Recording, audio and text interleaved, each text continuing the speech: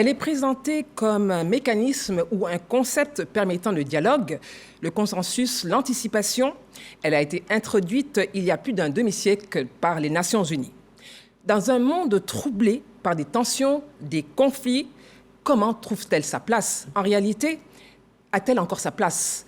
Mesdames, Messieurs, bonsoir et bienvenue dans le débat politique sur un sujet d'actualité, qu'attendre de la diplomatie préventive. Vous connaissez le format, 4 invités que je vous présente. Bonsoir, Dr Nicaise Lille. Bonsoir, Madame Elvaux. Vous êtes sociologue. Oui, Madame. Et merci d'être sur ce plateau. Merci de m'avoir invité, Madame.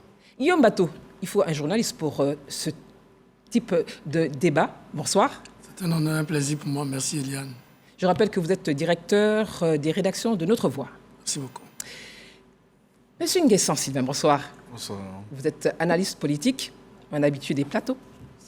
Merci d'être parmi nous. Merci. Professeur Dagbo Godé, bonsoir. Bonsoir, madame. Bienvenue sur la RTI. Vous êtes enseignant en sciences politiques et relations internationales à l'université Félix Houphouët-Boigny d'Abidjan. C'est bien cela? Oui, madame. Merci de m'avoir invité. Merci d'être parmi nous. Mesdames, Messieurs, vous aurez la possibilité de poser des questions parce que nous souhaitons que cette émission, ce débat politique soit interactif. Il vous suffira juste de scanner le QR code qui apparaît au bout, juste là, il est là, au bas de votre écran. Messieurs, merci d'être là. Nous allons tout de suite partir pour ce micro-trottoir réalisé par Siaka Kone et Ibrahim Touré. La diplomatie, bon, à mon humble avis, hein, c'est l'échange de savoir négocier, hein, voilà, de part et d'autre. Si vous me confiez une mission, c'est à moi de savoir négocier et parler de cette mission et aboutir pour que ça aboutisse, cette mission. Il faut savoir négocier. Quand on parle de diplomatie, souvent on essaie de gérer certaines choses dans la sagesse, pour ne pas qu'il y ait d'autres choses, quoi. Maintenant, bon, la diplomatie aussi, c'est souvent aussi, il y a les gens qui travaillent dans les ambassades, on les appelle aussi les diplomates. Quand on parle de diplomatie, moi j'entends par là effectivement une négociation. Cette négociation peut se faire entre des États. Peut-être qu'il y a des situations et qu'on aimerait essayer d'alléger ces situations, peut-être pendant les guerres et autres. Et on entame, comment on appelle ça, des échanges inter-États pour essayer de trouver des solutions à ces problèmes-là. La diplomatie, c'est une manière de négocier entre les États pour qu'il y ait une bonne amélioration entre les États. Alors, messieurs, différentes définitions de la diplomatie. Je voudrais me tourner vers le professeur Dagbo Godé. Alors, professeur, merci à Siaka et évidemment Ibrahim Touré pour cet élément. Alors, professeur, la diplomatie, qu'est-elle? Oui, dans le micro-trottoir, on voit que, bon, ils ont plus ou moins touché à ce concept, mais bon, il y a eu un petit mélange, parce que la diplomatie, c'est d'abord la science des relations de puissance. Tout simplement. C'est la science des relations de puissance, c'est-à-dire, ici, la puissance entend les relations entre États. La négociation est un instrument de la diplomatie. Donc, la diplomatie vise d'abord à réguler le commerce politique entre les États, au niveau essentiellement politique, d'abord, ensuite économique, commercial, culturel, etc. Donc, à côté de cela vient la négociation comme un instrument de la diplomatie. Voilà pourquoi il ne faut pas faire l'amalgame entre diplomatie et négociation. Non, la diplomatie se situe à un niveau macropolitique et la négociation se situe à un niveau micropolitique. Voilà. Monsieur Nguessan, vous êtes analyste politique. Votre commentaire justement sur ce que nous avons suivi tout à l'heure? Bon, ceux qui ont été en vue ont montré quand même leur bonne culture des questions diplomatiques. Hein. Après ce que le professeur a dit, il n'y a pas grand-chose à dire. Le contexte qui prévaut à la fin de la Seconde Guerre mondiale, quelles sont les dispositions à prendre pour que la crise qui a suscité la Seconde Guerre mondiale ne se répète pas. Donc, il va falloir développer une certaine diplomatie à l'international, de sorte que des moyens soft, des moyens doux soient privilégiés dans le commerce entre les nations, comme vient de dire le professeur, de sorte que les différends n'atteignent pas un certain niveau. On est tous d'accord qu'il y aura toujours des différends entre les États, à l'intérieur des États, mais faire de telle sorte qu'on aura le temps d'en parler. Ça n'est pas des conflits ouverts, des conflits violents, il faudrait privilégier cela. Et encore à partir des 90, avec la fin des frontières, il faudra accentuer davantage parce que les intérêts des États se chevauchent de plus en plus.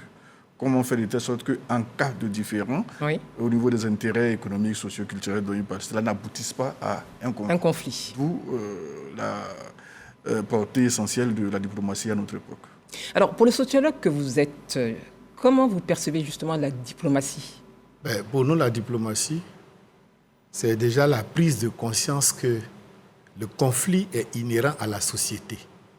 Et en tant qu'on ne peut pas vivre sans conflictualité, que ce soit entre individus, a fortiori entre États, c'est cette capacité de se connaître avant, de se parler avant, de voir dans quel cadre on pourrait prendre en compte les intérêts de tout le monde.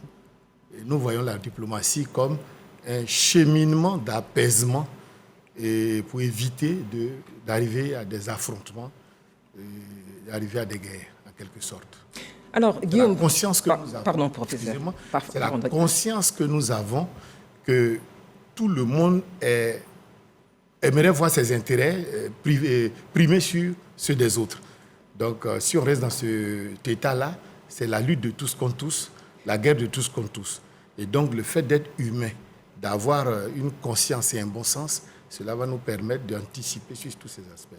Alors, Guillaume, le journaliste que vous êtes, observateur averti, surtout sur le plan politique, quel est votre regard justement sur la diplomatie? Oui, si on est d'accord avec le professeur que c'est d'abord un rapport de puissance, bon, Sylvain a ramené rapidement après la Deuxième Guerre mondiale, non, mais la diplomatie est inhérente aux États. Oh, les États existent depuis bien longtemps. Oui. Donc, je veux dire, ce n'est pas un phénomène nouveau. Même depuis l'Antiquité, les nations, même si elles n'avaient pas les poids qu'elles ont aujourd'hui, ont toujours mis en place des mécanismes pour discuter, pour échanger, pour entrer en relation. Donc, la diplomatie est aussi ancienne que les plus anciens États. Voilà. Maintenant, on est obligé de la faire évoluer aussi par rapport à l'environnement socio-international, à la géopolitique internationale, parce que le monde n'est pas statique, le monde évolue. Donc, les méthodes diplomatiques doivent aussi s'adapter à l'évolution du monde dans sa globalité. Alors justement, moi je suis curieuse, on a un politologue, on a un professeur, on a un sociologue, un journaliste. Aujourd'hui, nous sommes en 2022, donc Guillaume l'a dit, la diplomatie, elle a évolué. On va revenir un peu en arrière, je voudrais savoir comment justement on a eu des royaumes sur le continent. Comment cela se passait justement dans cette gestion de la diplomatie? Sylvain Guessin. Vous voulez parler de la diplomatie au niveau continental? Je parle de nous. En Afrique, on a eu des royaumes, justement. Comment ça se passait par le passé? Pour ce qu'on a appris, il y avait toujours la stratification de la société. Je parle sous le contrôle du docteur, le sociologue. Il y avait Castelforgeron, la société spirituelle, etc., etc. Il y avait aussi le protocole qui était avec le comité des sages, ce qu'on appelle aujourd'hui le groupe des sages, qui était connu, qui a une vieille structuration selon ce qu'on a appris dans l'histoire de la pensée politique africaine, avec des gens qui étaient commis pour anticiper sur d'éventuelles crises. Donc, il y a eu quelques succès. Au Mali, certainement que le professeur pourra mieux nous rappeler. Il y a eu des succès au Mali, il y a eu des succès dans l'Empire du Ghana, il y a eu des succès dans le Mandingue. N'empêche que la volonté de puissance qui a toujours caractérisé les êtres humains a fait qu'il y a toujours eu aussi des échecs ou alors des limites dans ces bonnes procédures-là, de sorte que les conflits n'ont pas manqué aussi à l'histoire de l'Afrique. Ce n'est pas seulement un phénomène qui est lié à la colonisation. Bien sûr. Mais n'empêche que cette classe-là, appelons ça comme ça, existait avec des sages, la mission de bons offices, la capacité d'anticiper, par divers moyens, avec des dons, etc., de puits, troupeaux, femmes à épouser, etc., de sorte à taire certains conflits. Oui, le professeur pourra revenir dessus, mais n'empêche que ce ne sera pas toujours sur terre certains conflits, si on comprend bien l'histoire de l'Afrique de l'Ouest, comme on l'appelle aujourd'hui. Justement, le sociologue, justement, dans nos sociétés, il y a quelques siècles, oui, chez nous, comment on évoluait? En Afrique, ça a toujours été une évidence. Déjà, si vous regardez un des symboles, c'est l'arbre à palabres. On pouvait parler pendant un mois, discuter, se rapprocher, se reprocher aussi des choses.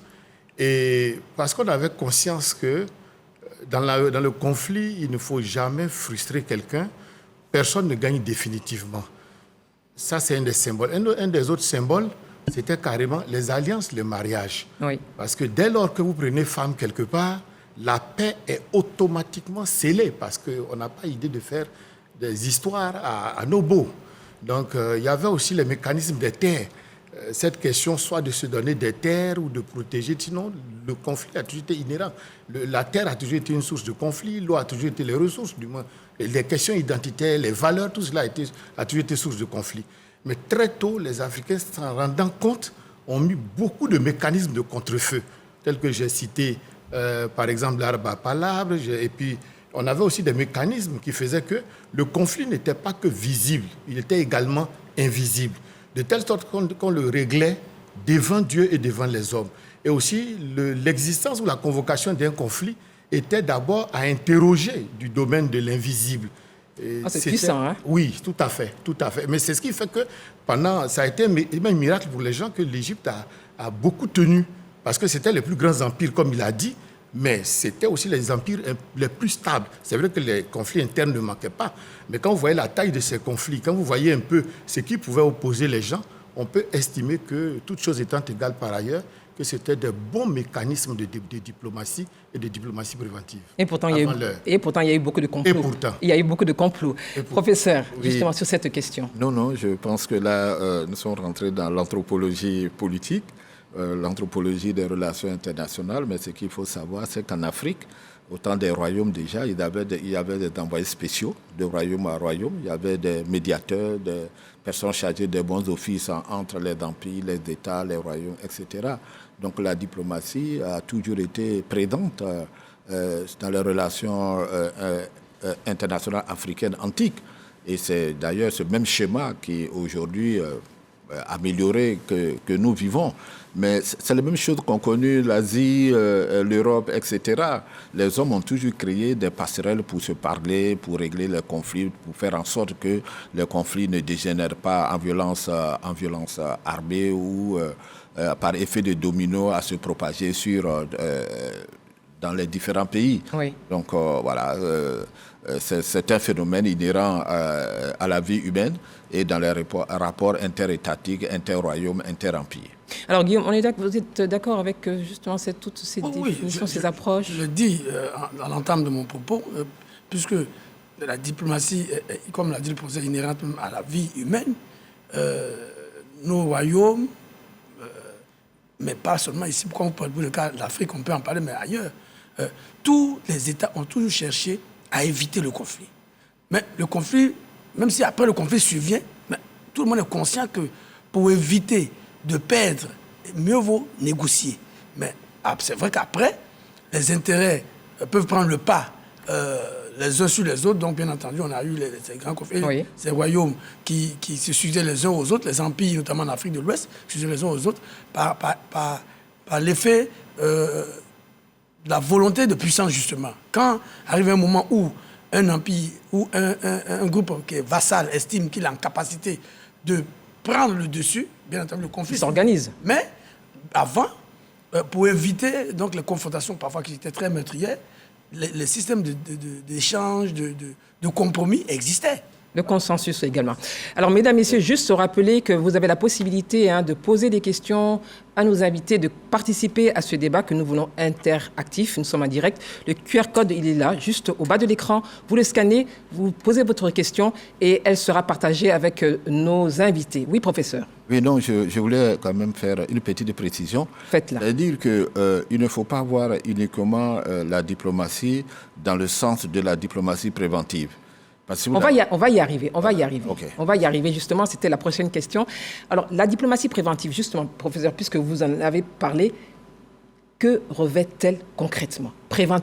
Diplomatie préventive. Je pense que sur le plateau, déjà, on a plus ou moins effleuré le problème. La diplomatie préventive, c'est tous les mécanismes interétatiques qui ont pour objectif ou pour finalité d'éviter que les conflits entre les États ou à l'intérieur des États ne dégénère en un conflit armé. Ou à tout le moins, si le conflit malheureusement arrive, faire en sorte que ce conflit ne se propage pas. La diplomatie préventive, c'est un système d'alerte. Si on peut le dire ainsi. Synthétiser comme c'est un système d'alerte pour que le conflit puisse être contenu dans un moment donné pour que il n'aille pas au-delà. Alors Guillaume, justement on parle de diplomatie préventive, on veut anticiper, on veut prévenir, mais comment, de façon concrète justement, on peut prévenir? Oui. Et la diplomatie est censée être, la négociation, le professeur l'a dit, est un élément ou un instrument de la diplomatie. Bien sûr. Comment encore prévenir? Le concept de diplomatie préventive a été mis en avant, vraiment, comme on l'a dit tout à l'heure, après la Deuxième Guerre mondiale, notamment par le secrétaire général des Nations Unies, Ahmad Yolde, et en s'appuyant sur l'article 99 des Nations Unies. Parce qu'on venait quand même de vivre une guerre qui a fait vraiment causer d'énormes pertes en vie humaine. 60 millions de morts, quand même, c'était pas rien. Et en Europe, et un peu partout dans le monde. Alors, donc, les Nations Unies se sont dit, comment faire pour éviter qu'on arrive à de tels conflits, de telle ampleur? Donc, les Nations Unies ont essayé de porter cette vision. Aujourd'hui, j'allais dire plus récemment, le secrétaire général Ban Ki-moon a fait un rapport en 2015 sur la question pour essayer de mettre en avant cette façon de voir, pour éviter justement que les conflits ne dégénèrent. Parce que quand on voit que quand un conflit éclate, il est plus difficile de le régler parce qu'il y a des morts, parce qu'il y a des destructions de biens matériels, etc. Et les Nations Unies essaient de porter aujourd'hui cette vision, essaient d'entraîner aussi les autres mécanismes régionaux dans cette vision des choses pour justement éviter. Bon, on voit bien que ça n'empêche pas la survenue des conflits, mais c'est un mécanisme mis en avant par les Nations Unies et porté vraiment encore aujourd'hui par le secrétaire général des Nations Unies, Antonio Guterres, dans les pas de son professeur Ban Ki-moon. Alors justement, l'ONU associe prévention comme objectif et la diplomatie comme méthode. Alors le sociologue que vous êtes, est-ce que vous trouvez qu'aujourd'hui elle est adaptée à la situation et au contexte mondial? Pour nous, là où il y a l'homme, il y aura toujours le conflit, et par rapport à cela, la diplomatie préventive va fonctionner comme un réflexe intelligent des conflits. À savoir qu'est-ce qui est à l'origine chaque fois de la conflictualité. Donc quand on a regardé les sources, quand on regarde les probabilités de survenue d'un conflit par rapport à des situations réelles, on anticipe. Oui. C'est que quand il y aura des tensions sur les terres, sur les territoires, sur les identités et autres, il y a de fortes chances que les conflits surviennent. Donc c'est là qu'on peut prévenir. On regarde la source et on regarde comment est-ce que cette source se comporte entre États ou entre individus. Maintenant, quant à la méthode, tout à l'heure, j'avais omis deux grands éléments importants dans nos royaumes. C'était la sacralité de la vie par rapport à cette tendance aujourd'hui à la banalité ou à la banalisation de la vie. Vous trouvez qu'aujourd'hui, on ne respecte... Est-ce que c'est au niveau des valeurs? À quel niveau, selon vous, il y a eu justement ce changement? Oui, parce qu'aujourd'hui, voyez-vous, on a parlé de la paix et au nom de la paix, on tue. Alors que c'est la vie qui est au-dessus de tout. Qu'est-ce que cela veut dire au nom de la paix? Cela veut dire qu'aujourd'hui, il y a des auto-justifications pratiquement de la conflictualité. La démocratie, la liberté, alors que la sacralité de la vie fait que, sous l'arbre à palabre, on va tout faire sauf ôter la vie. C'est vrai qu'il y a des cas extrêmes où les gens en arrivent là, mais je veux dire que le fait de mettre la vie au-dessus de tout fait que tous les conflits pourraient faire l'objet de négociations diplomatiques. C'est ce que nous on appelle le passage à l'acte. La guerre, parce que tout est potentiellement conflictualité et conflit. Oui. Mais tant qu'on se met en tête que... Parce que plutôt que de concept de méthode, peut-être qu'on parlerait d'état d'esprit. Parce que si l'état d'esprit, c'est que la moindre vie qu'on note à quelqu'un est quelque chose de totalement injustifié, je pense que ça nous donnerait des cœurs beaucoup plus apaisés et moins conflictuels. Alors, quel est votre avis là-dessus, Sylvain Guessant? Ce dont parlait donc Dr Lille, sur la question justement de la diplomatie préventive. Je disais tout à l'heure que pour l'ONU, c'est un objectif. Donc la prévention et la diplomatie est une méthode. Alors, est-ce qu'aujourd'hui, c'est vraiment un alliage qui réponde aux attentes ou qui corresponde au contexte mondial? Bon, pour l'Afrique, c'est la méthode la mieux adaptée. Avec les conflits, même si le nombre est en baisse, que nous avons à l'intérieur des États et à nos différentes frontières, on ne peut faire autre chose que d'anticiper sur la survenue de certains conflits, chose qui est un peu rare sur les autres continents. C'est vrai qu'on parlait de la crise en Ukraine, mais c'est un conflit sur chaque 10 ans, alors que chez nous, bon, si on devrait lister le nombre de conflits qu'il y a à l'intérieur des États, on n'en finirait pas. Vous voulez dire que c'est devenu banal ? Pas banal, c'est la méthode adaptée. On ne peut que procéder de la sorte, essayer d'anticiper. Encore faudra-t-il avoir la capacité et surtout la lucidité de savoir que cette question représente une menace pour la sécurité humaine. Il faut avoir la lucidité. Sinon, on peut banaliser. On peut savoir que le mal est là, que ça peut dégénérer d'un moment à l'autre, et puis faire l'autruche, faire comme si on ne voit pas la question, ne pas anticiper, attendre la survenue de ce conflit avant d'essayer d'éteindre le feu. Voilà. Sinon, pour le moment, pour les États africains, il n'y a pas autre façon qu'avec les frontières qu'on a du mal à respecter, la porosité des frontières, la question de gouvernance, d'alternance, on ne peut qu'anticiper de cette façon. Alors, professeur, est-ce que vous êtes d'accord avec Sylvain Guessant quand il parle? On a l'impression que ce n'est pas de la banalisation, il l'a dit, ce n'est pas de la banalisation, mais c'est comme du fatalisme. Non, il faut éviter d'avoir une approche angélique de la diplomatie, parce que les relations entre États et les relations à l'intérieur des États sont des relations de compétition. Et là où il y a et d'intérêt. Et d'intérêt, bien sûr. Et là où il y a la compétition, il y a les intérêts, il y a toujours des conflits. Mais ici, la diplomatie préventive, ici, justement, comme l'a dit le préambule de la Charte des Nations Unies, c'est de préserver les générations futures du fléau de la guerre. On tire les leçons de la Seconde Guerre. Est-ce un vœu pieux aujourd'hui? Non. On ne peut pas dire que c'est un vœu pieux. C'est une question. L'ONU a fait beaucoup quand même. Absolument. Vous savez, souvent on parle des trains qui n'arrivent pas à l'heure. C'est ce qu'on retient dans notre métier. Voilà, c'est dans notre métier. Voilà, quand un train n'arrive pas à l'heure, ça fait un scandale. Oui. On ne parle jamais des trains qui arrivent à l'heure. On ne parle jamais des réussites de l'ONU. Ah, il y en a. Quand l'ONU fait des difficultés, l'ONU échoue quelque part automatiquement. L'ONU, oui, bon, c'est manipulé. Parce que peut-être qu'on attend énormément des Nations Unies. Oui, parce qu'on attend énormément de l'homme. C'est la nature humaine. Voilà, mais en même temps, il faut comprendre qu'on a besoin de faire de la prévention. Et il faut la faire, c'est une très bonne chose. Mais en même temps, il ne faut pas perdre de vue que les relations interétatiques se déroulent toujours à l'ombre de la guerre, pour parler comme Raymond Aron. Donc la guerre est là. Et voilà pourquoi on passe souvent de la diplomatie préventive à la diplomatie coercitive. C'est-à-dire que s'il y a le conflit, on va utiliser la pression, tous les mécanismes coercitifs pour amener les gens à la négociation. Donc voilà, on est dans cette ambivalence des rapports, même à l'intérieur des États, quand il y a un conflit, automatiquement, il y a des mécanismes qui sont enclenchés. Tout à fait. Voilà, pour qu'on amène les différents protagonistes à la table de négociation.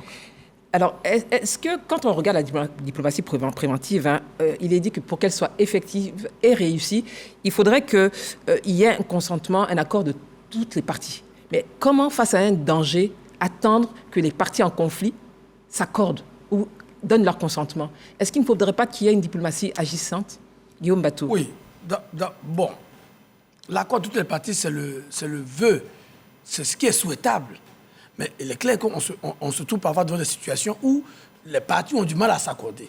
Mais c'est pour ça justement que la diplomatie préventive, telle que voulue par les Nations Unies, se veut des actes en amont.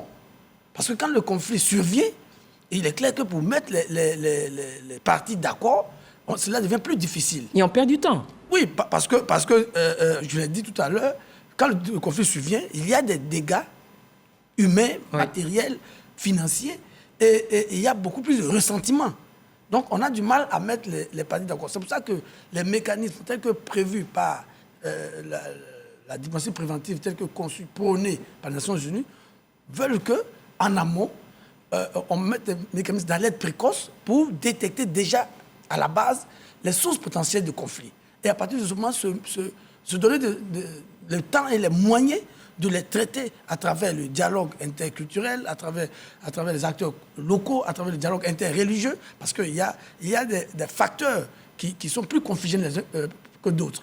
Donc, il faut justement s'appuyer sur ce mécanisme pour éviter que le conflit survienne. Parce qu'il est clair que quand vous êtes déjà dans une situation de conflit, les acteurs, parce que certains se placent en position de force, ne vont pas accepter tout de suite des mécanismes. On voit ce qui se passe aujourd'hui en Ukraine. Malgré la difficulté de la Russie d'avancer ou d'annexer, elle refuse de cesser le feu que tout le monde appelle ses voeux, l'Ukraine, avec le soutien de ses partenaires occidentaux, continue, alors qu'on aurait pu créer un mécanisme pour avoir les cessez-le-feu, éviter les destructions de vies humaines. Il y a sans doute, comme le disait le professeur, des intérêts qui sont au-dessus de certaines décisions. C'est un peu ça. Donc, il aurait été plus sage, pour parler de la crise dans l'Ukraine, qu'avant que le conflit ne survienne, les mécanismes soient utilisés pour éviter que la Russie entre en guerre contre l'Ukraine. Ça, c'est un vœu. Oui, mais bon, c'est ce qui est souhaitable. Oui, tout à fait. Mais alors, vraiment, je voudrais vous entendre sur cette question, justement. Quand il y a danger, c'est vrai qu'on parle de diplomatie préventive, mais on sait que le danger, là, il est déjà installé. Est-ce qu'il faille encore discuter? Qu'est-ce qu'il faut faire? Est-ce qu'il ne faut pas réagir? Le sociologue que vous êtes, avec tous les dégâts collatéraux, et surtout quand ça touche les personnes vulnérables. Bon, comme l'a dit tout à l'heure le professeur, on est obligé. La dignité humaine, la compassion humaine devrait nous amener à préserver les plus vulnérables. Mais comme on l'a dit, comment survient le conflit, comment il éclate, autour de quels intérêts, qui est puissant, qui n'est pas puissant, qu'est-ce qu'on a à gagner, qu'est-ce qu'on a à perdre, quels sont les enjeux. Parfois, c'est tellement complexe et inextricable. Et ça dépend si on voit venir ou pas.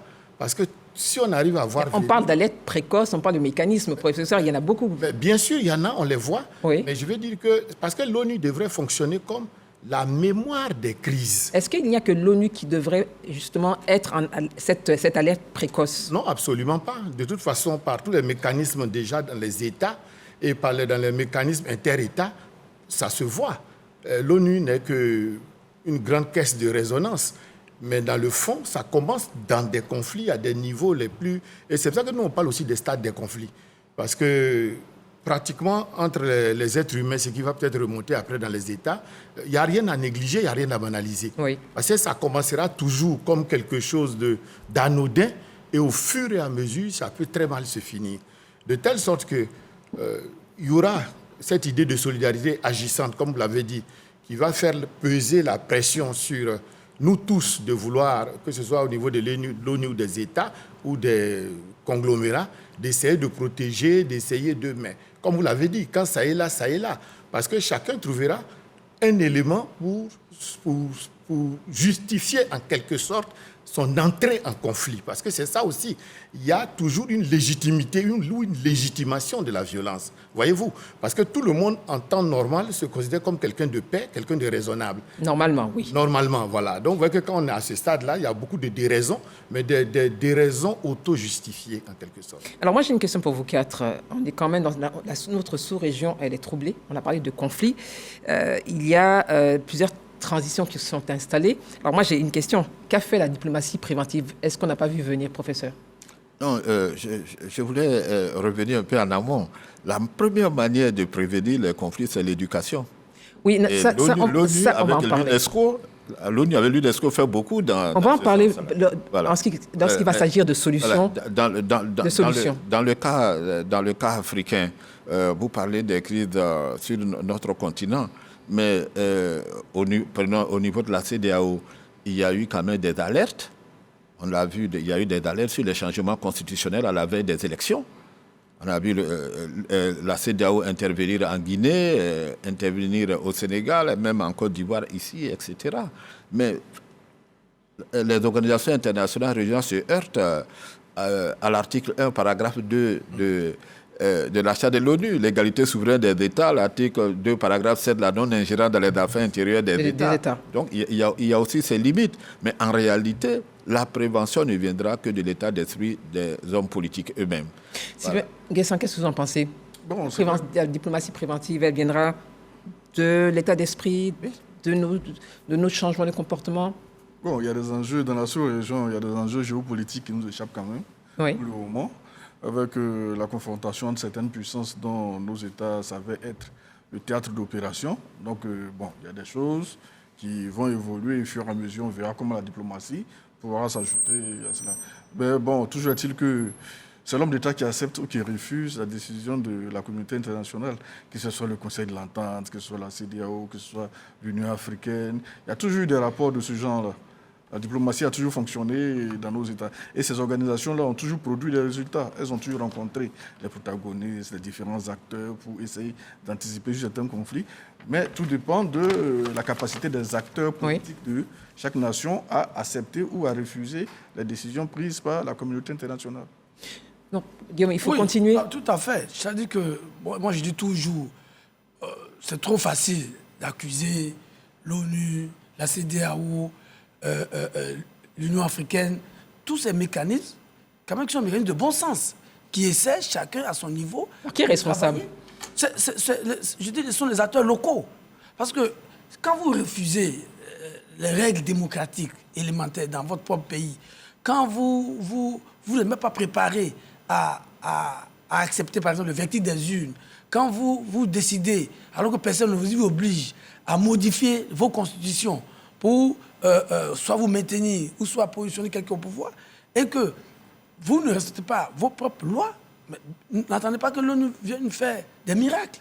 Voilà. Sur le continent, quand les militaires, par exemple, font des coups d'État au Burkina Faso, au Mali et en Guinée, mais qu'est-ce que vous voulez que... Est-ce que vous voyez des militaires américains faire des coups d'État?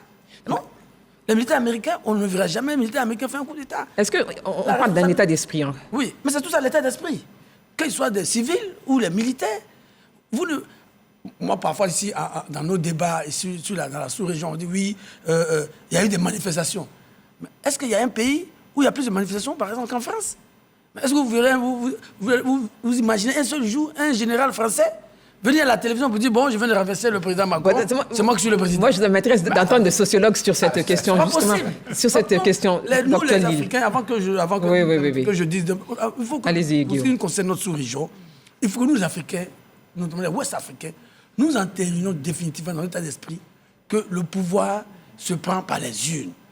Et que même si la gestion du pouvoir peut donner des insatisfactions, il faut créer des mécanismes j'allais dire civilisés pour la défaution du pouvoir. Et non inviter des caporaux, des lieutenants dans les rédactions, et puis bon, après de juste c'est moi, bateau. On dirait que vous êtes traumatisé. Hein. Mettez-vous à ma disposition. Je vais écouter docteur Ly. Vraiment, ça me peine. Oui, c'est clair. Bien, peut-être que plus précisément, si on revient à l'actualité et à l'Afrique, nous, on pourrait parler de choc de culture.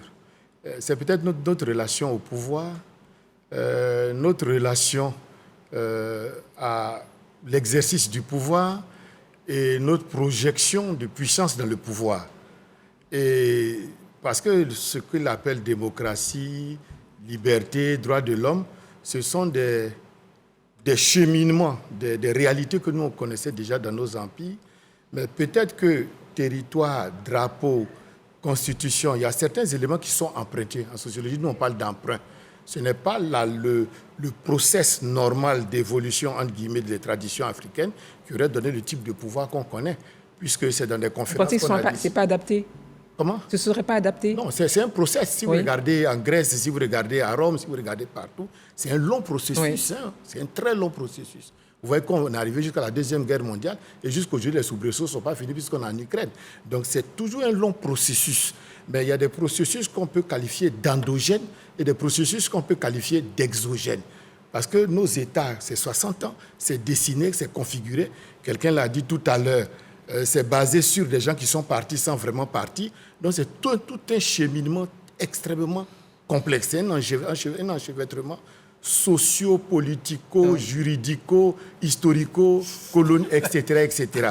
Donc, à un moment donné, c'est vraiment difficile de trier entre les intérêts partisans, les schémas d'être téléguidés, etc., etc. Alors, il y a, au-delà de la diplomatie préventive, d'autres concepts. Professeur, on parle de lobbying. Oui. Alors, après, on fait beaucoup d'amalgames. Qu'est-ce le lobbying?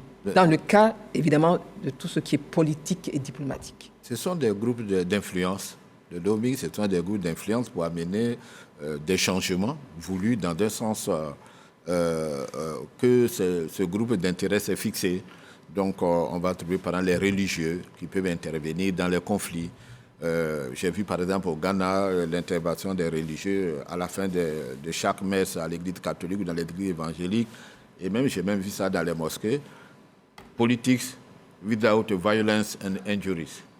On parle français. Sans violence et sans injures. Et ça, on le répète toute l'année à la fin de chaque célébration religieuse. À côté de cela, vous avez les femmes leaders, ici en Afrique, qui circulent comme des médiateurs politiques pour encourager les femmes à prendre leur place dans les processus politiques dans leur pays afin d'éviter les guerres. Parce que quand il y a les guerres, c'est les femmes et les jeunes qui payent. Oui. Voilà, donc il y a toujours, il y a aussi ces mécanismes qui existent. Non, il y a des lobbying, les femmes leaders d'Afrique, voilà, qui chaque fois qu'il y a un conflit en Afrique, essaient voilà, il y a des formations, etc. Moi, personnellement, je suis persuadé que la clé de la diplomatie préventive, c'est d'abord l'éducation. C'est l'éducation. Mais on en parlera vraiment, je sais que c'est très bien d'insister là-dessus. Voilà. Nous allons parler justement des solutions, et à ce moment-là, j'aimerais vraiment vous entendre là-dessus. Sylvain Guesson, on a parlé de lobbying, des bons offices. Pour vous, qu'est-ce que c'est? Il faudra inscrire peut-être tout ça dans le contexte avec l'évolution des relations internationales. À partir de 1990, après le sommet de Malte, avec les États-Unis qui deviennent la première puissance, donc l'unique puissance mondiale, les États-Unis vont définir ce qu'elles appellent par lobbying, bons offices, etc., qui n'ont rien à voir avec ce qui se passe ailleurs. Pour les États-Unis, il s'agira de mettre tous les services de renseignement, toute la force américaine à la conquête des marchés. Montrer sa puissance. Ouais. Le rival russe étant dans une traversée de zones de turbulence. Il faut en profiter pour s'aimer les tentacules américaines un peu partout. Des lois vont naître dans l'extraterritorialité du droit américain. Ça, c'est le lobbying américain. Ça, sont les bons offices américains. Écoutez, nous sommes les gendarmes du monde. Nous dressons la carte démocratique des relations internationales. Tous les États qui sont jugés voyous, personne ne doit converser avec eux, sinon ils subissent la rigueur américaine. C'est le lobbying américain. Mais ça, c'est la puissance américaine. Voilà. Juste, chez nous, ça sera autre chose. Chez nous, peut-être, ça sera de favoriser les étudiants qui sont partis étudier en France, comment ne pas les renvoyer quand les bourses arrivent en retard, la rallonge budgétaire à partir du mois de septembre, le prix du cacao qu'il va falloir augmenter, ainsi de suite. Donc, ce sont des concepts qui évoluent d'un État à un autre en fonction de nos positionnements sur la planète géopolitique. Alors, je vais vous inviter, on a parlé de diplomatie préventive, de lobbying, de bons offices. Nous allons justement suivre cet élément. Quel est le rôle de la diplomatie préventive? Mais surtout, nous écoutons donc Saka Kone dans cet élément.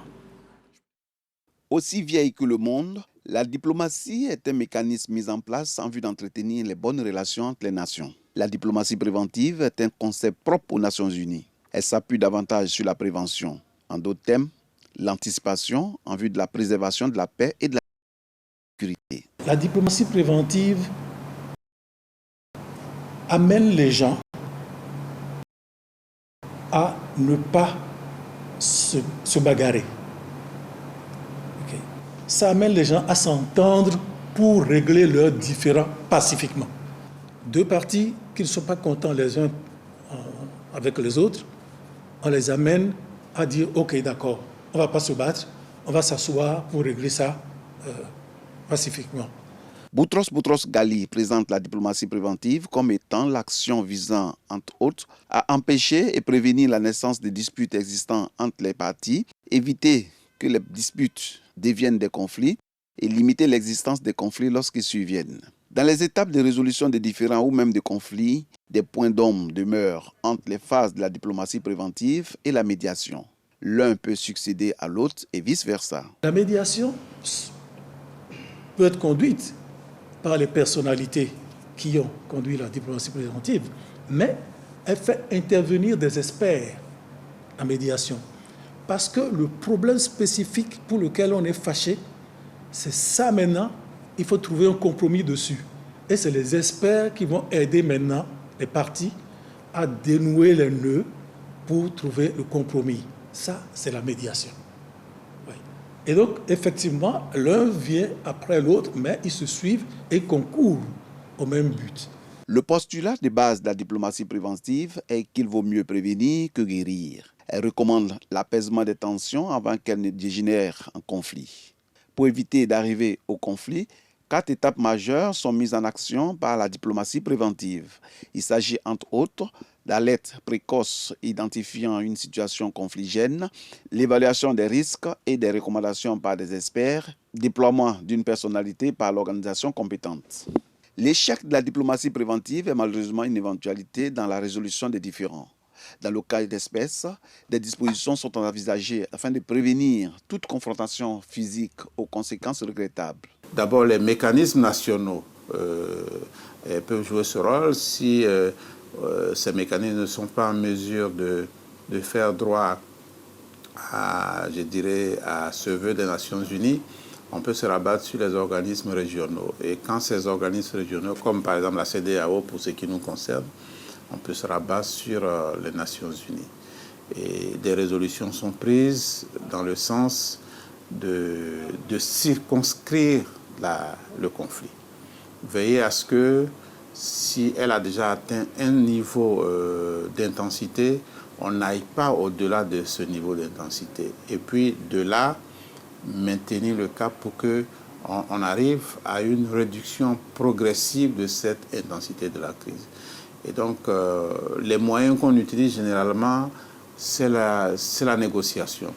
La paix et la sécurité dans le monde sont les priorités du Conseil de sécurité des Nations Unies. Le concept envisagé par l'article 99 de la Charte des Nations Unies autorise le secrétaire général à attirer l'attention du Conseil de sécurité sur tout ce qui peut présenter une menace contre la paix et la sécurité. Bien que les activités se rapportant à la diplomatie préventive soient menées sous diverses formes et dans diverses instances, la manifestation la plus fréquente de la diplomatie préventive se concrétise dans les efforts déployés par les agents diplomatiques envoyés dans des zones de crise. Objectif, encourager le dialogue, favoriser l'adoption du compromis et le règlement pacifique des tensions. Alors, professeur, le règlement pacifique des tensions. Merci à Siaka Kone et à Ibrahim Touré. C'est la finalité de la diplomatie préventive, parce que finalement, on veut éviter les morts, voilà, des pertes en vie humaine. Et ça, c'est ce qu'essaie de faire l'ONU à un très haut niveau. Ensuite, au niveau régional, chez nous, par exemple, la CEDEAO. Mais on ne peut pas, malheureusement, dans les relations d'intérêt, dans les relations de compétition, on ne peut pas avoir une diplomatie à 100% régulatrice des conflits. Parce que le conflit, il est permanent. Et c'est pour cela que d'ailleurs nous faisons ce débat, pour que les gens comprennent qu'il y a des mécanismes de prévention des conflits. Ces mécanismes-là ne pourront être efficaces que si toutes les parties au conflit s'y engagent, parce qu'on discute, dans un conflit, on discute à deux. Si vous n'avez pas d'interlocuteur, vous ne pourrez jamais mettre en place vos mécanismes de prévention. Alors justement, nous avons deux questions, je vais vous les poser. Alors la première, est-ce que la diplomatie ivoirienne est-elle efficace? Qui se jette à l'eau? Sylvain Nguessan. On parle de diplomatie ivoirienne depuis au moins les années 60. Est-ce qu'elle est efficace? Quels sont ses résultats? Bon, je pense qu'on ne va pas jeter et le bébé, l'eau du bébé. Il y a eu quand même quelques résultats dans la sous-région. Oui. N'empêche qu'avec les ruptures qu'on a eues d'un régime à l'autre, parce que chez nous, on n'a pas encore eu malheureusement cette alternance, c'est toujours par des ruptures de gouvernance. Il y a eu des gens qui ont été mis à l'écart, ceux qui traitaient certains dossiers, qui se sont retrouvés au second plan, etc. etc. Donc malheureusement, aujourd'hui, la diplomatie ivoirienne, à mon humble avis, elle cherche ses lettres de noblesse. Elle n'a pas le poids qu'elle représentait, elle dit au début des années 80, avec les grands serviteurs de l'État qu'on a connus. Mais est-ce que le contexte était le même? On était dans une situation de monopartisme à l'époque. Si on doit évaluer par période, il faut définir aussi à partir de quelle période on définit. Est-ce à partir de 90? Est-ce de 75 à 90, etc. Mais je pense que la diplomatie ivoirienne essaie de peser. On a vu la Côte d'Ivoire représentée au niveau de l'Union africaine avec M. Amara ici, au niveau de membres non permanents à l'ONU, etc. Cher Assouan aussi, en ce qui concerne, il est quand même le père des casques bleus. Il ne faut pas l'oublier. Vous avez pas l'oublier. Voilà. Donc la diplomatie ivoirienne a produit quelques résultats quand même. Et puis la force ivoirienne, cette résilience a supporté certaines décisions. On a vu la décision concernant, par exemple, le gisement pétrolier, le différend avec le Ghana. La Côte d'Ivoire a accepté la décision plus ou moins. Il y a la question de la frontière avec la Guinée, où la Côte d'Ivoire attend encore que la question soit tranchée. Il y a quand même une capacité à l'interne diplomatique à accepter certaines décisions. Il y a une résilience. Oui, c'est une résilience quand même. Alors merci à Thierry Black qui a posé cette question. La seconde question il est de Côte d'Ivoire.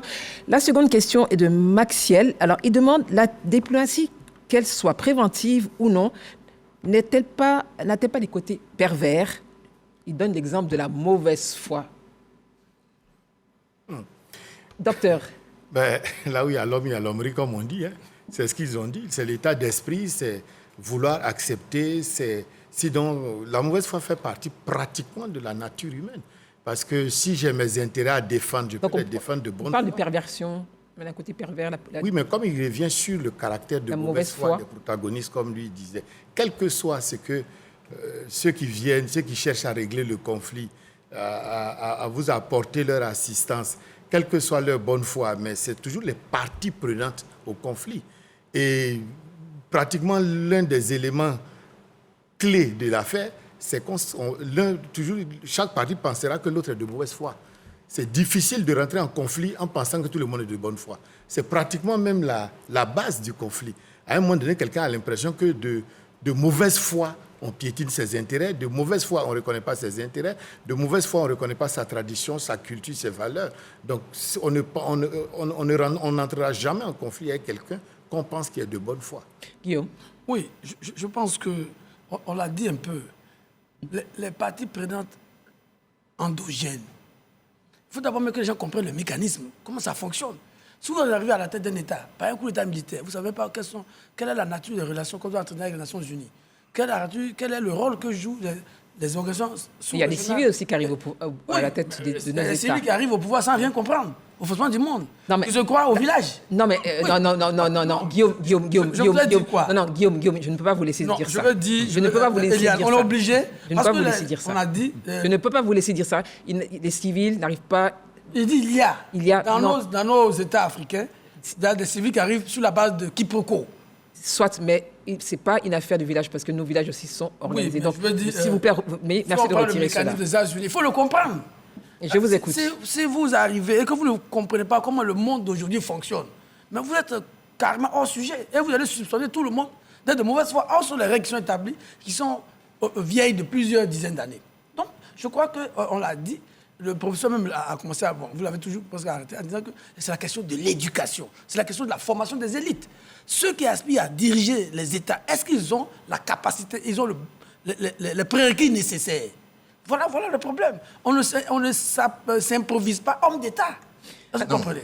Donc, si vous êtes un bleu à la matière, mais bien entendu, vos décisions vont vous conduire à vous retrouver avec le monde entier sur votre tête. Professeur, alors... Oui, je pense qu'il ne faut pas avoir une vision pessimiste je vous écoute, professeur. Des hommes politiques. Il y a des questions qui arrivent. Voilà. Ce qu'on peut dire, c'est lorsqu'il y a la mauvaise foi qu'échoue la diplomatie préventive et on rentre dans le conflit. Oui. Voilà, parce que dans le jeu d'intérêt, la bonne foi n'existe pas. Voilà, ce ne sont que des intérêts. Oui, ce n'est qu'une question d'équilibre des rapports de force. Et très souvent, on essaie de trouver le juste milieu pour ne pas arriver au conflit. Mais si la bonne foi se retrouve en amont et en aval, on a le conflit. Et quand il y a le conflit, on n'est plus dans la diplomatie préventive, on passe à un autre type de diplomatie. Et là, maintenant, l'ONU, généralement, enclenche ce qu'on appelle la diplomatie coercitive. C'est-à-dire, on fera pression sur l'État soupçonné d'être de mauvaise foi pour les ramener à la table des négociations. Quand cela aussi, parfois, fonctionne. Oui, fonctionne. Les sanctions aussi. Il y a les sanctions, il y a la manipulation, voilà. il y a beaucoup de choses. On est sur un terrain mouvant. Vous comprenez, ce n'est pas toujours évident.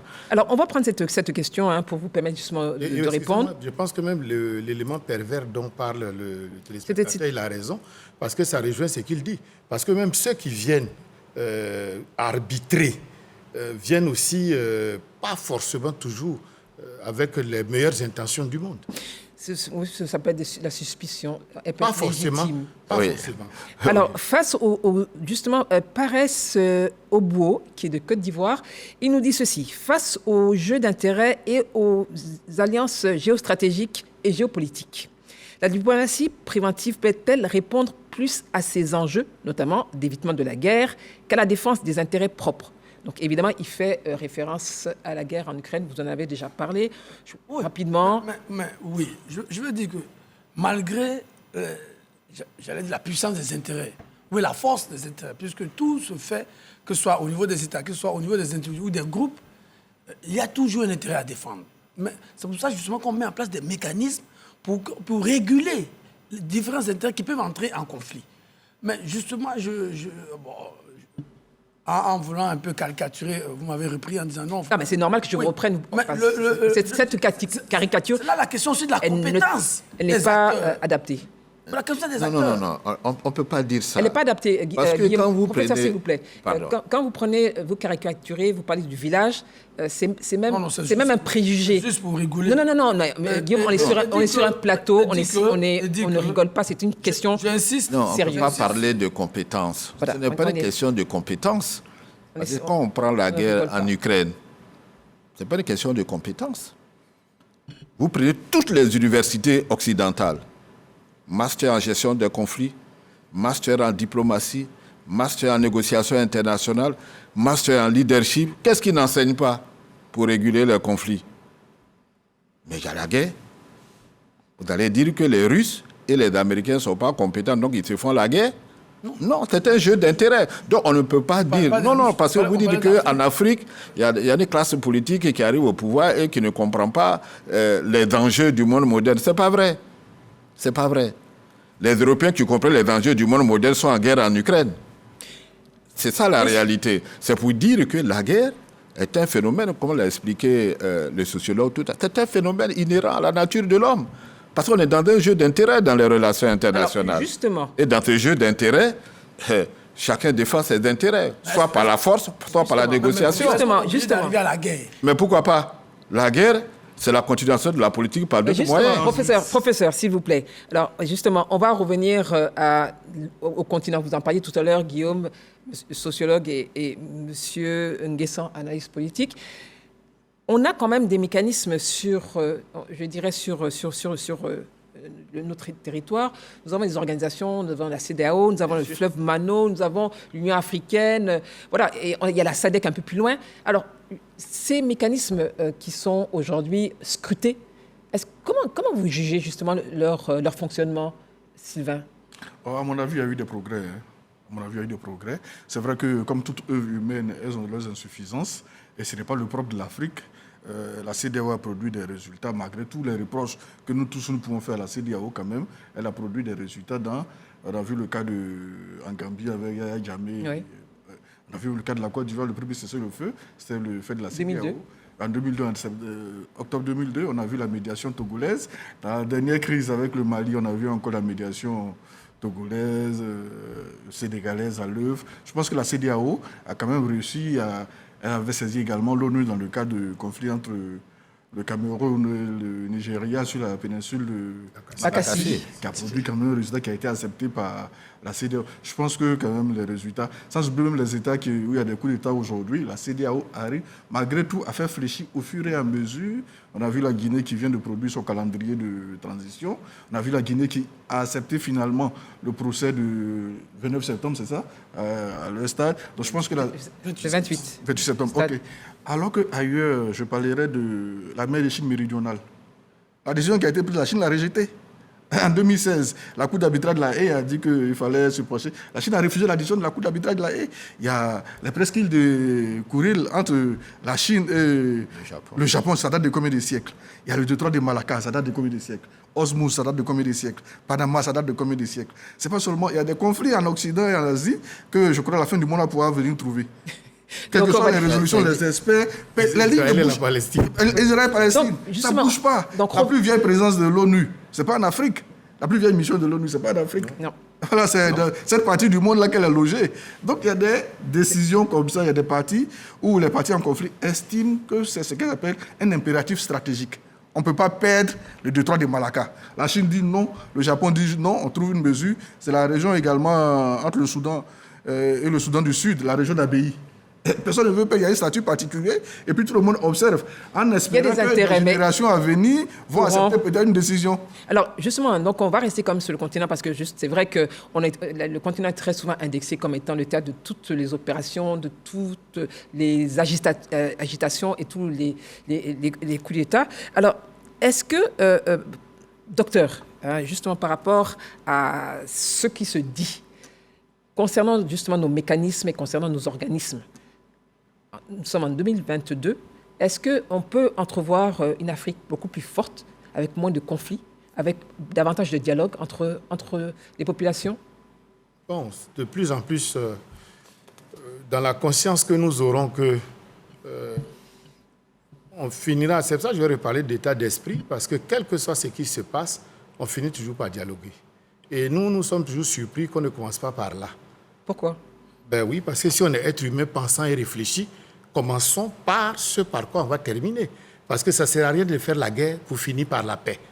Voyez-vous ce que je veux dire? Oui. Ça veut dire que, érigeons cela, comme il a dit dans l'éducation, que ça ne peut que... Parce qu'il n'y a jamais eu de génocide complet. Hein. Ça veut dire que cette volonté d'anéantir l'autre à 100% et de profiter seul de tous les avantages, ça n'a jamais existé. Donc si nous sommes intelligents, la preuve de notre intelligence, c'est de commencer à dialoguer, de renoncer à des minima pour nous tous. Parce que cette terre-là, on peut vivre tous là-dessus et se la partager. Et je pense que c'est le fond de l'intelligence. Mais cette obsession par la puissance, par l'intérêt, est-ce que ce n'est pas humain? Ça s'appelle... Non, mais c'est plus des réflexes que la réflexion. C'est pour ça que quand on a le contrat de Rousseau, quand on parle de horde, ben à l'état de horde, l'homme est, pour revenir à... Et d'ailleurs, Hobbes disait l'homme est comme un loup pour l'homme, ce qui veut dire que l'homme n'est pas un loup. Tout à fait. Voilà, de telle sorte que cette nature intelligente de l'homme fait qu'il saura qu'on ne peut pas éliminer l'autre de manière totale.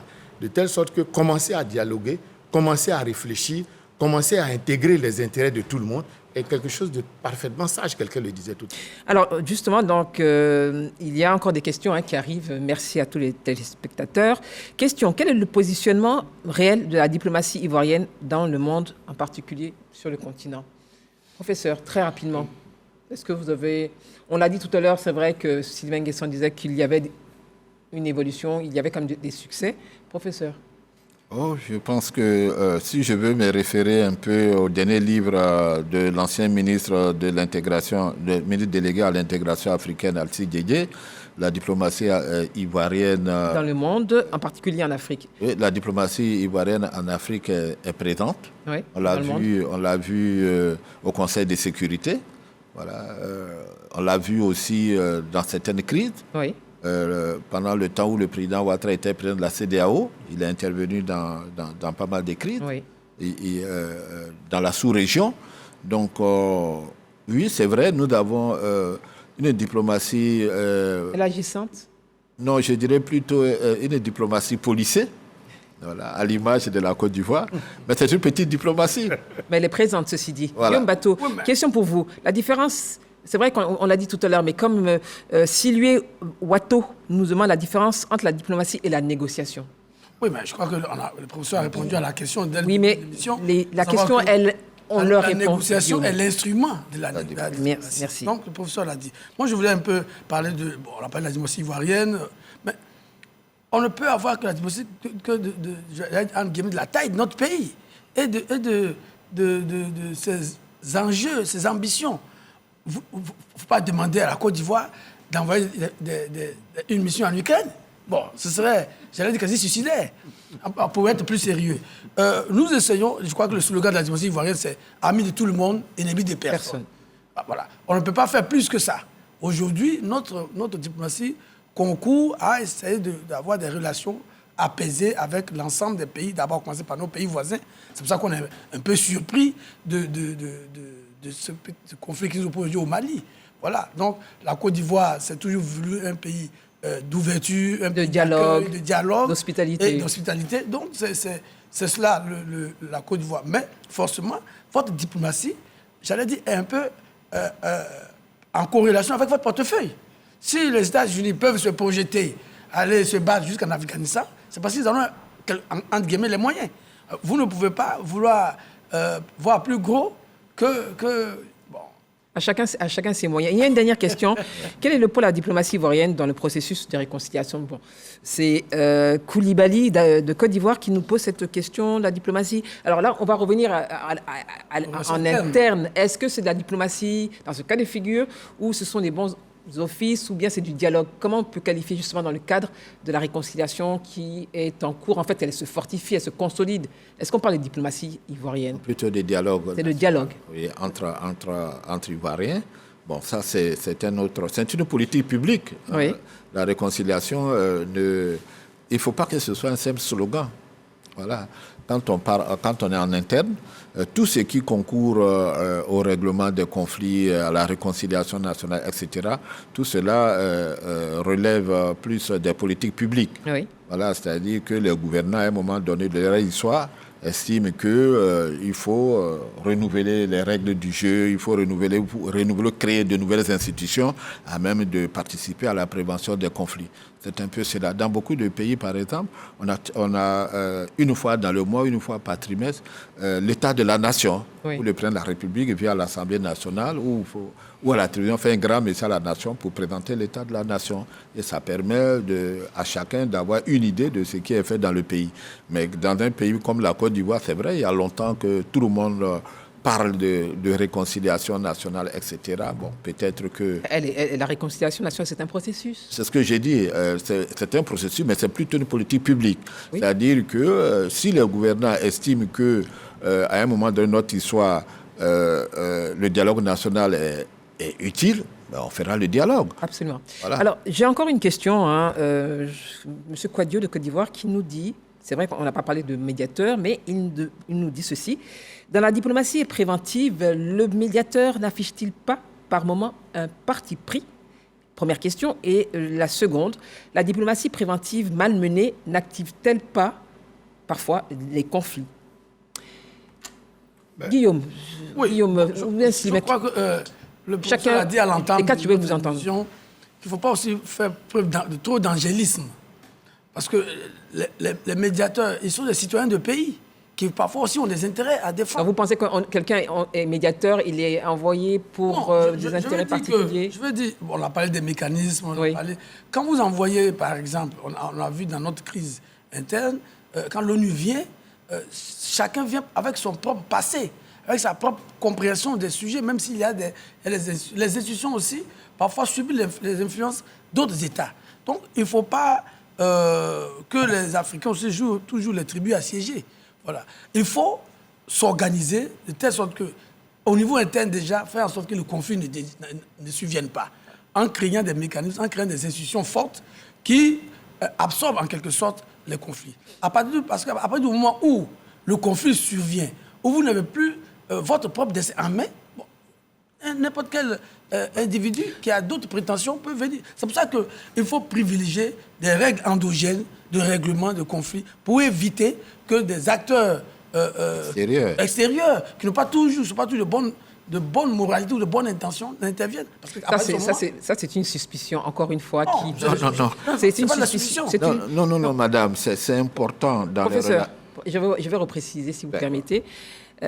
C'est vrai que ce que vous dites, peut-être certains ne sont peut-être pas habités, mais je pense qu'on ne peut pas généraliser ou avoir une suspicion sur quelqu'un qui viendrait comme médiation pour régler un conflit. Oui, non, on le dit, enfin, on ne peut pas généraliser, je suis d'accord avec vous.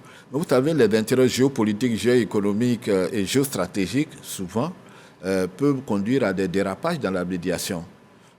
Ça c'est vu à travers le monde. Hein. Oui, ça peut conduire à des dérapages. Mais en même temps, il faut être clair que le règlement des conflits dépend d'abord des acteurs eux-mêmes. Tout à fait. À l'intérieur de nos États, ça dépend de nos institutions, de notre leadership, de notre société civile, etc. C'est un problème global. Hein. C'est un problème Justement, global. Justement, je vous prends au mot. Hein. La gestion ou nos conflits, c'est en interne qu'on devrait pouvoir les régler. Donc, nous allons passer justement aux solutions. Comment faire en sorte que cette diplomatie préventive, elle réussisse dans nos États? Sylvain Nguessan, vous vouliez prendre la parole.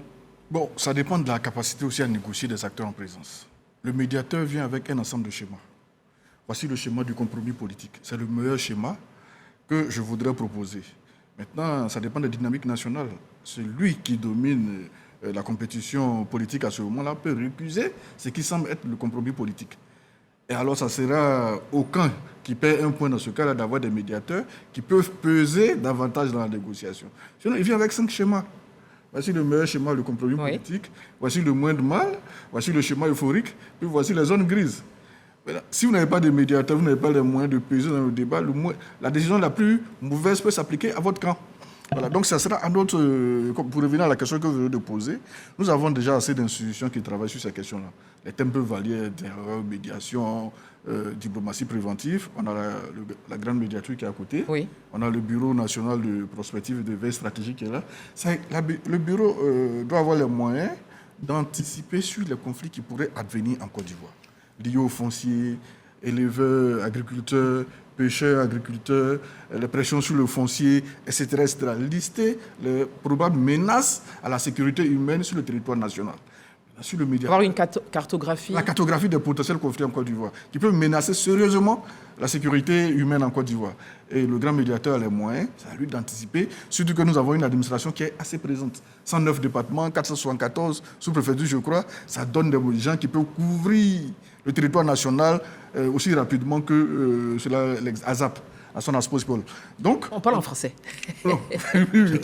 Aussi, bref que cela l'exige, c'est ça, donc voilà. Donc on donne les moyens, ils s'anticipent et ça nous permet de gagner du temps. Je parlais tantôt de la question à la frontière de la Guinée. Il faudra en parler, il ne faut pas attendre qu'un jour on voit des militaires arriver de la Guinée. Mais vous pensez que on n'a peut-être pas évoqué, il y a la diplomatie préventive, mais il y a aussi cette diplomatie qui est souterraine. Tout ne se voit pas. Oui, mais c'est pour rebondir sur ce que vous dites. Voilà, mais il faut que le Bureau national ait les moyens, avec d'autres, les think tanks, les enseignants de l'université, faire des recherches. On peut même guider des recherches, des mémoires sur ces questions-là. Allez dans telle région, quels sont les potentiels conflits. Un mémoire est produit là-dessus. Le professeur Koureji voit ce qui est bon. On peut reverser tout ça au Bureau national ou bien au grand médiateur, de sorte qu'ils puissent anticiper sur ces questions-là. Alors, docteur Lille, justement, donc la Côte d'Ivoire, on en parle dans un an. Nous avons rendez-vous avec des élections, un scrutin local.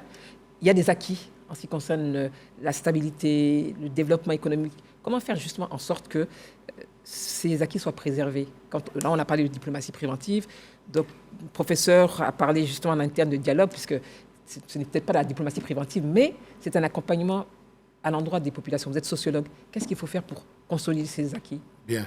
Peut-être de revenir un mot sur la médiation. Oui. Parce que la médiation, déjà, c'est l'échec que les parties prenantes n'arrivent pas à s'entendre.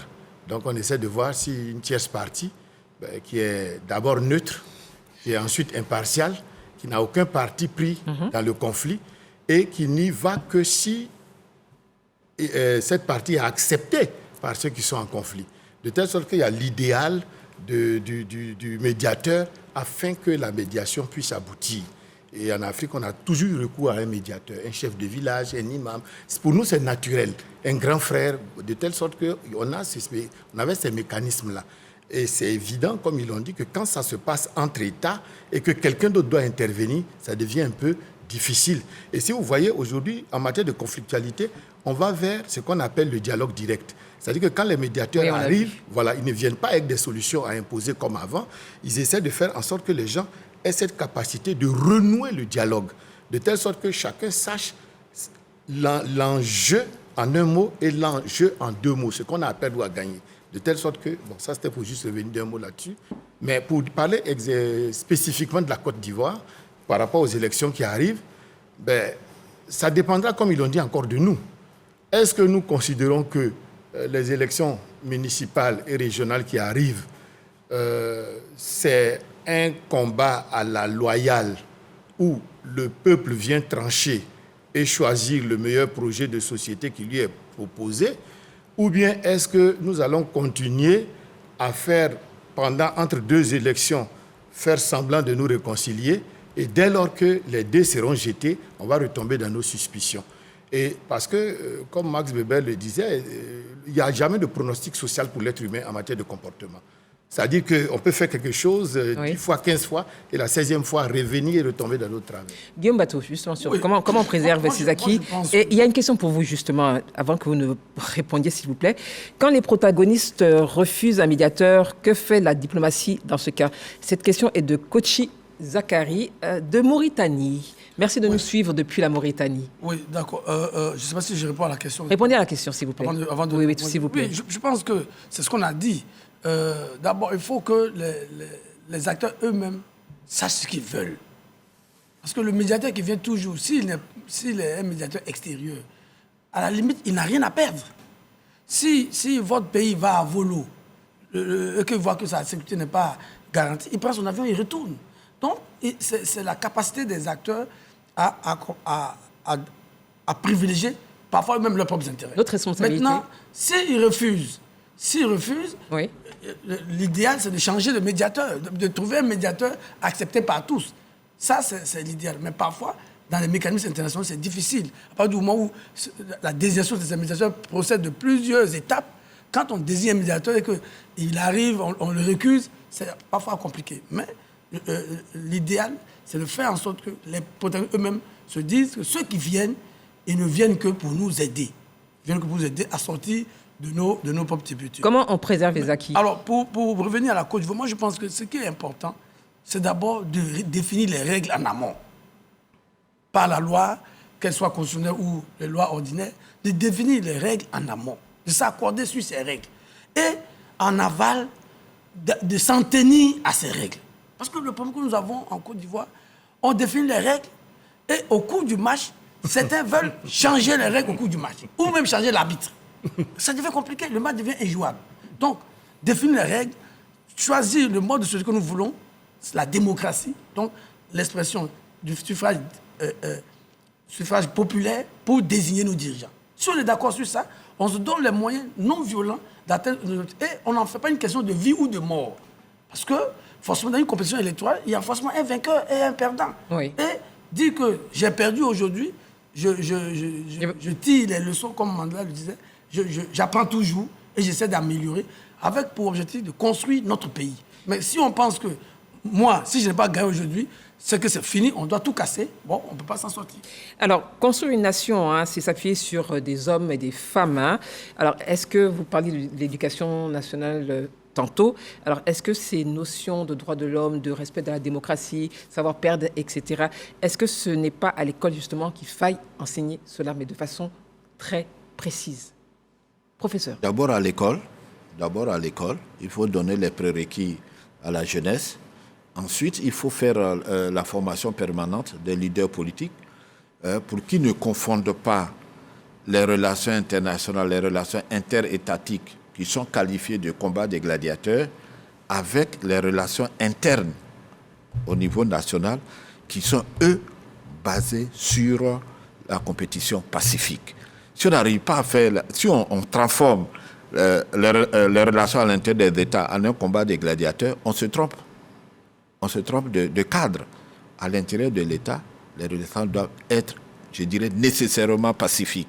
Donc, il faut respecter tous les mécanismes de régulation, tous les mécanismes de gestion des conflits internes. Maintenant, au niveau de la sous-région, comme l'ont expliqué mes prédécesseurs,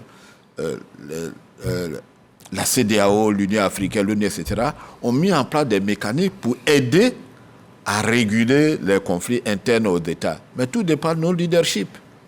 On ne peut pas, on peut pas faire notre bonheur à notre place. Venir faire la paix à notre place. Ah oui, c'est ça le problème. C'est nous qui devons faire la paix. Moi, je pense personnellement, et je le dis depuis toujours, même dans mes cours avec les étudiants, qu'on peut faire la politique sans violence. Mais ça, il faut éduquer la population. Sylvain Guessant. Oui, il y a aussi la formation, mais aussi l'éducation. Oui. Qu'est-ce que chacun de nous dit à son enfant à la maison? Est-ce qu'on apprend à nos enfants à poursuivre dans le quotidien la recherche du compromis? Est-ce que ce n'est pas lui qui doit toujours remporter dans la cour de la récréation? Est-ce que c'est lui qui doit toujours taper les autres? Est-ce que notre ethnie n'est pas la meilleure? Est-ce que notre tribu n'est pas la plus intelligente? Est-ce que cela des mauvais, est-ce que cela, ce n'est pas des méchants? Une question d'éducation d'abord. C'est vrai qu'on mettra tout sur le compte de l'école ivoirienne qu'on accuse nous tous, mais qu'est-ce que les parents... Elle a bon dos, hein? Oui, son dos est vraiment... Qu'est-ce que chaque parent apprend à son enfant à la maison dans le processus d'éducation? Pour revenir un peu à la consolidation des acquis, il y a eu le dialogue des partis politiques de la société civile, 33 points. Peut-être qu'il serait temps, à un an des futures élections, de faire le bilan et de voir ce qui reste à faire sur les accords, les acquis de ce dialogue politique, de sorte à peut-être précipiter un peu, parce que nous sommes déjà en décembre, en décembre à 10 mois de l'élection, il faut faire le bilan puis pousser le consolider. Deuxième chose, il faudra faire aussi la cartographie de la Côte d'Ivoire. C'est vrai qu'on ne peut pas anticiper sur le comportement humain, mais l'histoire de la Côte d'Ivoire depuis 1990, il y a des zones où les élections ont toujours suscité des conflits. Vous pensez que la cartographie n'est pas faite? Mais on aura au moins essayé quelque chose. Il faudra au moins anticiper, faire quelque chose. Cartographie des incidents. Les incidents, oui. On parle de zones rouges, etc. Voilà, tout à fait. Voilà, et commencer déjà à approcher ces leaders-là. Je pense que ça fait partie du cas d'échat de la CEI. Le préfet peut également y contribuer. Le médiateur, rapprocher ces différents acteurs-là pour une fois rechercher le compromis politique. Toujours brûler les églises, brûler les établissements, le commissariat, recommencer à zéro. C'est la région qui paie.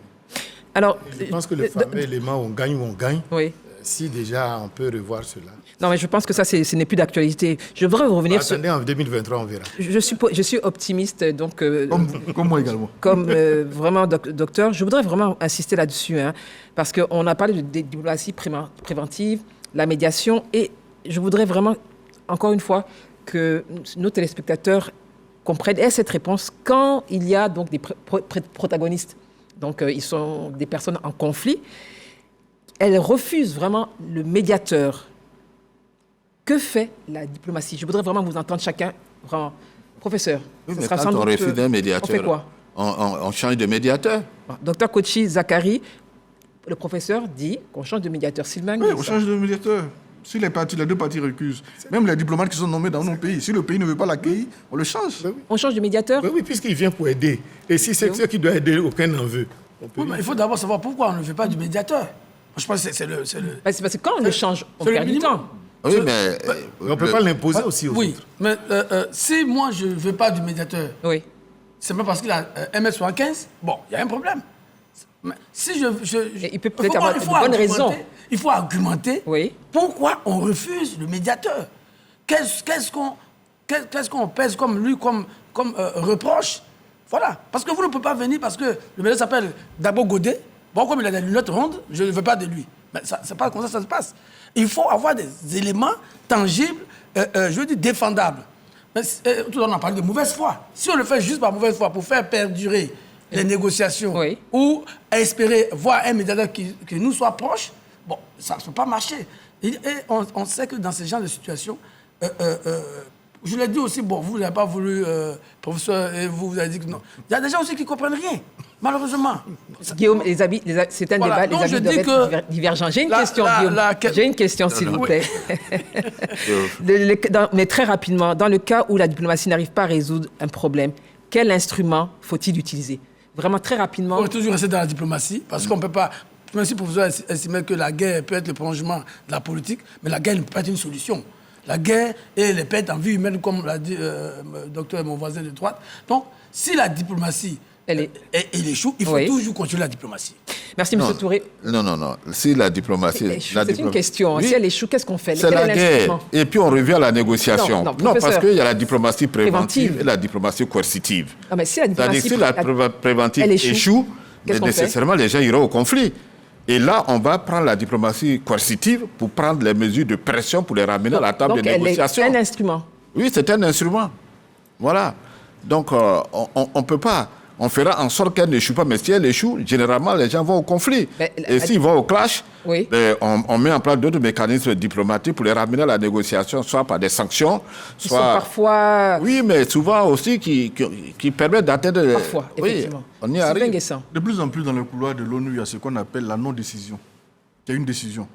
La diplomatie échoue, aucune décision n'a été prise, mais la question reste latente en attendant que la tension baisse. C'est la région d'Abbaye, hein. Aucune décision n'a encore été prise jusque-là. On parlait de la Chine tout à l'heure, courriel, tout ça. Mais la diplomatie souterraine, elle se poursuit. La non-décision. On donne un statut particulier à cette question-là. On laisse la question pendante. Mais on laisse le temps passer. Peut-être que ce sont les acteurs qui sont au pouvoir qui font que la question ne peut pas évoluer. Peut-être que c'est l'opposition qui fait que la question ne peut pas évoluer. Peut-être que c'est le chef régional qui fait que la question ne peut pas évoluer. On accorde un temps. On attend sa mort. Ou les intérêts géostratégiques. Les intérêts géostratégiques, on laisse passer. C'est l'histoire du monde. Abbaye, ça fait combien de siècles? 2001. 21 ans. 21 ans. La question est là. Alors, professeur, dans ce cas de figure, qu'est-ce qu'on fait? La diplomatie, elle échoue. Quel est l'instrument? Le professeur dit il faut des méthodes. Logiquement, la diplomatie doit nous empêcher d'arriver à la guerre. Normalement. Donc, on devrait estimer que si elle échoue, les gens arrivent à la confrontation.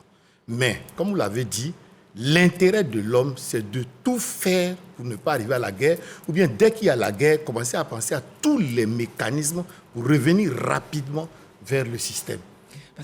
Parce qu'on ne peut pas accepter que... C'est pour ça que je dis parfois on fait la guerre pour avoir la paix. Et c'est ce qu'il appelait la coercitive. Parce qu'à un moment donné, si on estime que c'est trop troublé, il y a trop de risques, quel est le moindre risque?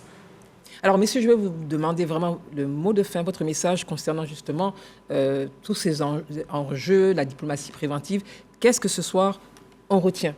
En un mot, professeur. En un mot, il faut retenir qu'au niveau de l'Union africaine, oui, il y a un mécanisme qui est mis en place qu'on appelle l'agenda 2063, faire taire les armes sur le continent africain. Il est important que cet agenda soit présenté aux populations africaines pour que ces populations se l'approprient de telle sorte que nous puissions prévenir les conflits à l'intérieur de nos propres États. Merci, professeur. Sylvain Guessant. Oui, que chacun dans l'éducation de son enfant à l'école, qu'on enseigne maintenant la démocratie comme étant la recherche permanente du compromis politique. Voilà, ce n'est pas forcément recherche permanente du compromis. Merci. Guillaume Bateau. Il faut que les acteurs eux-mêmes aient conscience de leurs responsabilités et que ne croient pas que le bon Dieu va tout faire à leur place. Docteur. Peut-être que c'est de comprendre que la qualité même de l'homme, c'est de retrouver de l'humanité et de l'humanisme. C'est-à-dire que l'être humain est la seule espèce qui s'auto-détruit sans avoir faim. Et donc notre intelligence fera en sorte que, quelle que soit la situation, que nous retournions à la sacralité de la vie et que nous préservions le maximum de vie, quelle que soit la situation. Quelle que soit la situation. Merci, docteur. Merci, Guillaume Bateau. Merci, professeur. Merci, Sylvain Guessant. Merci, mesdames, messieurs, d'avoir suivi ce débat. Je partage ce proverbe avec vous. La diplomatie est l'art de dissimuler la sécheresse des propos sous le sirop de la dialectique. Merci à toutes les équipes rédactionnelles, techniques. Restez sur RTI 1. À très bientôt. Bonsoir.